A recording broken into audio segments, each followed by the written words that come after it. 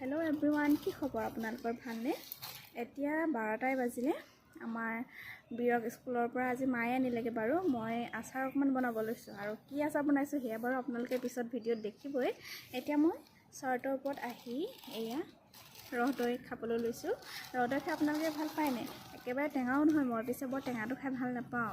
এইটো আমি যে গাঁৱলৈ গৈছিলোঁ, মামাৰ ঘৰৰ পৰা আনিলোঁ, আৰু খুব মিঠা খাবলৈ, সেইকাৰণেহে খাব লৈছোঁ দেই। টেঙা মই নাখাওঁৱে।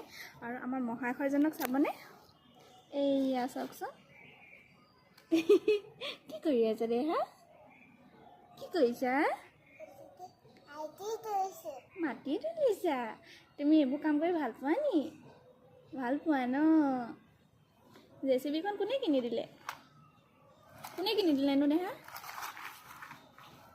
এতিয়া মাতিবলৈও সময় নাই।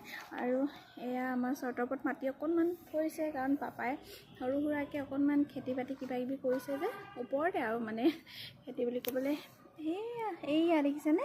এইবোৰ পাছত কি কি আছে ওপৰত মই দেখাম বাৰু, কিন্তু তাতে মানে অলপ অলপকৈ ইয়াৰ পৰা মাটি দি থাকে। সেইকাৰণে এইখিনিতে ছাইডতে অকণমান গোটাই থৈ দিছে, আৰু কিবা কিবি সাৰ জাবৰ এনেকৈ দি পিনি মিলাই ইয়াত ফুল গছ আৰু কিবা নেমু, লাই, পালেং চবেই আছে, আৰু জলকীয়া গছো আছে।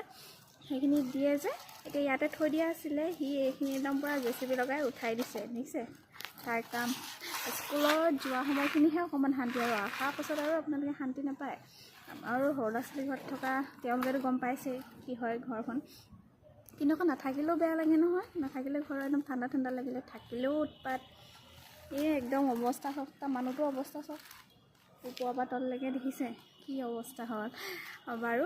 এতিয়া আপোনালোকৰ খা খবৰ কি ক'ব কমেণ্টত, আৰু ভিডিঅ'বোৰত মৰম দি যাব দেই।